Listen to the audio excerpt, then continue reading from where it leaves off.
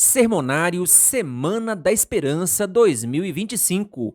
A Verdade Revelada. Sermão 3. A segunda besta do Apocalipse. Existe no coração humano certo medo existencial. A Bíblia nos dá algumas certezas importantes. Deus está conduzindo todas as coisas e nada fugiu do seu controle. O tema de hoje está mais uma vez voltado para o futuro. No estudo anterior, vimos que a besta colocará uma marca naqueles que lhe pertencem. Quando o Apocalipse fala daqueles que recebem a marca da besta, ele usa uma linguagem mais forte e ameaçadora. Os que recebem a marca da besta estão perdidos. O que mais assusta quanto a esse tema é que a maioria das pessoas receberá essa marca. Para não recebê-la, é preciso colocar-se ao lado de Deus, custe o que custar. A humanidade está se dividindo rapidamente em dois grupos: aqueles que seguirão a besta e a sua imagem, e, do outro lado, os que guardam os mandamentos de Deus e a fé em Jesus, os quais receberão de Deus a vida eterna. Precisamos sempre do Espírito Santo para compreender bem o que a Bíblia está nos dizendo. Jesus disse: "Mas o Consolador, o Espírito Santo, a quem o Pai enviará em meu nome, esse vos ensinará todas as coisas e vos fará lembrar de tudo o que vos tenho dito." João 14, versículo 26. O selo de Deus. Vamos voltar ao texto que fala sobre a marca da besta. Acompanhe o que está escrito em Apocalipse 14, versículos 9 e 10. Se alguém adora a besta e a sua imagem e recebe a sua marca na fronte ou sobre a mão, também esse beberá do vinho da cólera de Deus, preparado sem mistura, do cálice da sua ira, e será atormentado com fogo e enxofre, diante dos santos anjos e na presença do Cordeiro. O selo era a identificação de uma autoridade, de um governante. O selo traz consigo o nome, o cargo que ocupa e o território do seu domínio. No selo de Deus está a sua vontade de salvar a humanidade.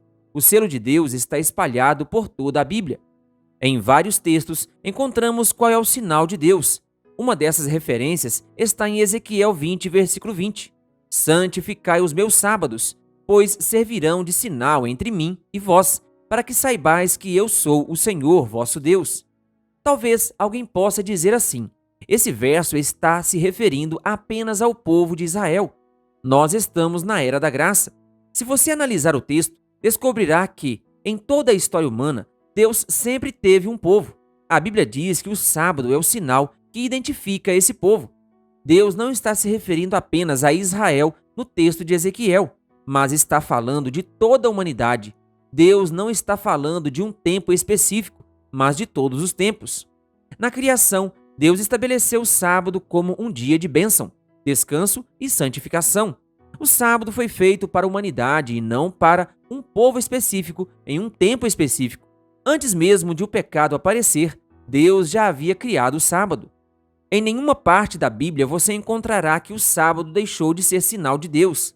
Um grande erro do cristianismo dos nossos dias é pensar que, como Israel foi rejeitado e substituído pela igreja cristã, essa rejeição inclui o sábado. Isso também não está escrito na Bíblia. Deus formou a igreja cristã a partir de Israel. Jesus era judeu. A característica que distinguia os judeus dos cristãos era a aceitação de Jesus como Salvador. O sábado continuou sendo o dia separado por Deus.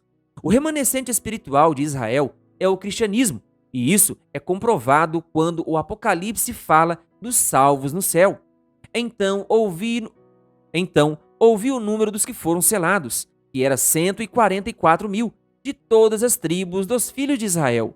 Apocalipse 7, versículo 4. O selo da besta. Vamos avançar um pouco mais nessas importantes considerações. Sendo que o anticristo se coloca no lugar de Cristo e se opõe a ele, é lógico supor que a marca ou sinal do anticristo seja oposto ao sinal de Cristo. Em Daniel, a Bíblia diz que o chifre pequeno, símbolo do anticristo, proferirá palavras contra o Altíssimo, magoará os santos do Altíssimo e cuidará em mudar os tempos e a lei, e os santos lhe serão entregues nas mãos, por um tempo, 2 tempos e metade de um tempo. Daniel 7, versículo 25. Segundo Daniel, o anticristo ou o poder perseguidor cuidará em mudar os tempos e a lei. A observância do domingo é uma marca da falsa autoridade de Roma. Outra alteração romana feita na lei de Deus foi aprovar no catecismo a adoração ou veneração de imagens, ensino contrário ao escrito em Êxodo 20, versículos 4 a 6. Em toda a Bíblia, Deus é muito claro em proibir e recusar que o adorem por meio de imagens. Mas a lei de Deus, infelizmente, foi mudada para enganar as pessoas. Outra expressão importante no texto de Daniel é a contagem de um tempo, 2 tempos e metade de um tempo. No Apocalipse, esse período equivale a 42 meses, ou 1.260 dias proféticos, que significam 1.260 anos. Daniel fala do mesmo poder perseguidor que aparece em Apocalipse 13, a primeira besta. Características da segunda besta. Essa primeira besta é um poder político-religioso e profere blasfêmias contra Deus. Depois de 1.260 anos de supremacia, ela é golpeada como de morte. Nessa época, aparece uma outra besta. Apocalipse 13, versículo 11, nos diz: Vi ainda outra besta emergir da terra. Possuía 2 chifres, parecendo cordeiro, mas falava como dragão. Todas as características da segunda besta assinaladas na profecia se cumprem com o surgimento dos Estados Unidos. Surgiram como nação em 1776, em um território não habitado por outra nação civilizada. Segundo a profecia, surge da terra e não do mar, como a primeira besta. De acordo com Apocalipse 17, versículo 15, significa lugar povoado, e terra significa um lugar não povoado. Em seu começo, os Estados Unidos falavam como um cordeiro, símbolo de seus ideais de liberdade. No entanto, chegará o momento em que, conforme a profecia, falará como um dragão. A segunda besta se unirá à primeira, e o Apocalipse declara: faz com que a terra e os seus habitantes adorem a primeira besta, cuja ferida mortal fora curada. Apocalipse 13, versículo 12. E lhe foi dado comunicar fôlego à imagem da besta, para que não só a imagem falasse, como ainda fizesse morrer quantos não adorassem a imagem da besta. Apocalipse 13, versículo 15. União da primeira com a segunda besta. A profecia bíblica está nos falando de uma união entre as duas bestas, somando as forças políticas e religiosas. E lembre-se de que, quando a Bíblia fala do futuro, ela nunca erra. As relações entre os Estados Unidos e o Vaticano têm se tornado cada vez mais estreitas. Essa aproximação começou durante a Primeira Guerra Mundial, quando o presidente Roosevelt enviou um representante pessoal a Roma e o Papa designou um delegado apostólico para os Estados Unidos. O vínculo se intensificou em 1961, com a posse do primeiro presidente americano católico, John Kennedy. Posteriormente, em 1984, o presidente Reagan nomeou o primeiro embaixador norte-americano junto ao Vaticano. Nos últimos anos, o governo do presidente Barack Obama e Hillary Clinton, secretária de Estado, mais uma vez traçou planos de aproximação entre Estados Unidos e Vaticano. Segundo a profecia bíblica, será por meio da segunda besta que a adoração será imposta à primeira besta, ou seja, os Estados Unidos tomarão a iniciativa de obrigar as pessoas a adorarem a imagem da besta, deixando de lado as suas atuais ideias de liberdade religiosa. A segunda besta ainda seduz os que habitam sobre a terra por causa dos sinais que lhe foi dado executar diante da besta, dizendo aos que habitam sobre a terra que façam uma imagem à besta. Apocalipse 13, versículo 14. Durante os 42 meses, a primeira besta era adorada e obedecida por meio de um sistema de leis repressivo, no qual os que não aceitavam a adoração forçada eram perseguidos e mortos. O texto nos diz que será feita uma imagem, ou seja, uma cópia do sistema de leis do passado, para conseguir os mesmos resultados alcançados durante a época da Inquisição. A imagem da primeira besta se formará quando, mais uma vez, o Estado e a Igreja apostatada se unirem para impor um dia oficial de culto, que não é o sábado bíblico. Essa marca será colocada segundo Apocalipse 13, versículo 16. Faz que lhe seja dada certa marca sobre a mão direita ou sobre a fronte. João 14,15 diz: se me amais, guardareis os meus mandamentos. A fronte representa a mente, com a qual a Bíblia espera que sirvamos a Deus. Por outro lado, a mão é símbolo de trabalho. Os que aceitam o domingo por escolha própria recebem um sinal na fronte. Aqueles que aceitam apenas para não sofrer perseguição ou morte, ou por conveniência, receberão o sinal na mão. A marca será imposta quando for decretada uma lei proibindo a compra e a venda àqueles que não tiverem essa marca. Podemos chamar de decreto dominical. É algo profético. Está escrito com clareza na Bíblia e não é nenhuma imaginação doentia ou fanatismo. De que lado você está? Hoje, quem não obedece aos mandamentos de Deus, inclusive o sábado, é culpado e está em pecado. Os que aceitam a substituição do sábado pelo domingo estão em rebelião contra Deus e terão a marca da besta. Uma história nos diz que uma mulher se misturou às tropas durante a Guerra Civil Americana. A última arma que ela levava nas mãos, se é que isso pode ser chamado de arma, era um atiçador de ferro para mexer nas brasas. Quando terminou a batalha decisiva de Gettysburg, os militares lhe perguntaram: o que você pensou que poderia fazer com esse atiçador contra os soldados do Sul? A resposta da mulher foi simples: nada. Eu só queria mostrar para eles de que lado eu estava. Jesus disse certa vez: se me amais, guardareis os meus mandamentos. João 14, versículo 15. Ao decidir ser fiel a Deus quanto à lei e ao sábado, demonstramos ao mundo de que lado estamos. Embora isso envolva sacrifício, é recompensador ficar do lado de Deus. E a escolha é sua. Não é pelo medo, mas sim por amor que Deus lhe chama. A Bíblia apresenta as terríveis consequências que terão aqueles que receberem a marca da besta na mão ou na fronte.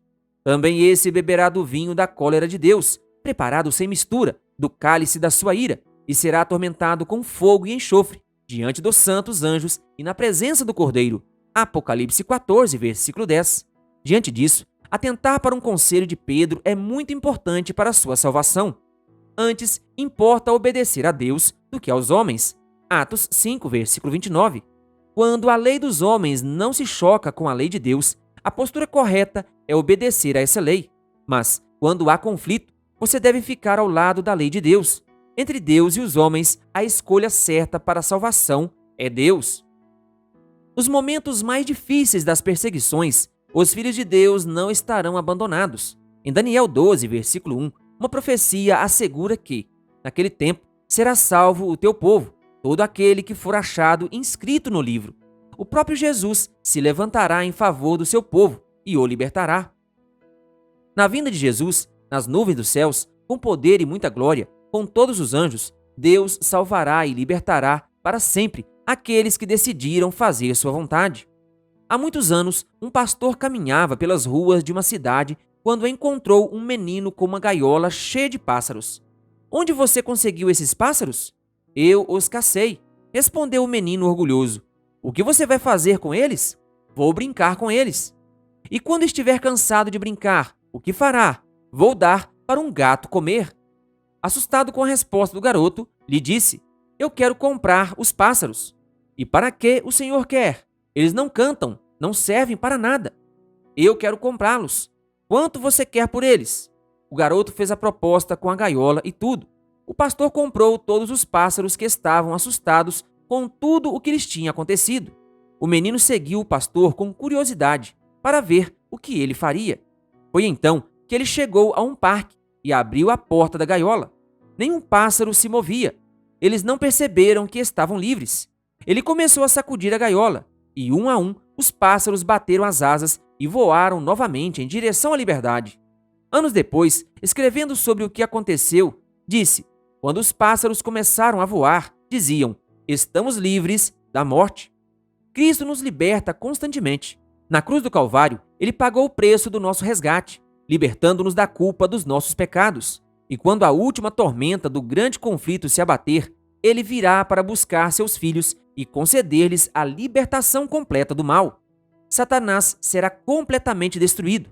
Jesus prometeu: não se turbe o vosso coração, credes em Deus, crede também em mim. Na casa de meu pai há muitas moradas. Se assim não fora, eu vô-lo teria dito, pois vou preparar-vos lugar. E, quando eu for e vos preparar lugar, voltarei e vos receberei para mim mesmo, para que, onde eu estou, estejais vós também. João 14, versículos 1 a 3. Deus deseja que todos nós nos salvemos. Satanás quer desesperadamente que nos percamos.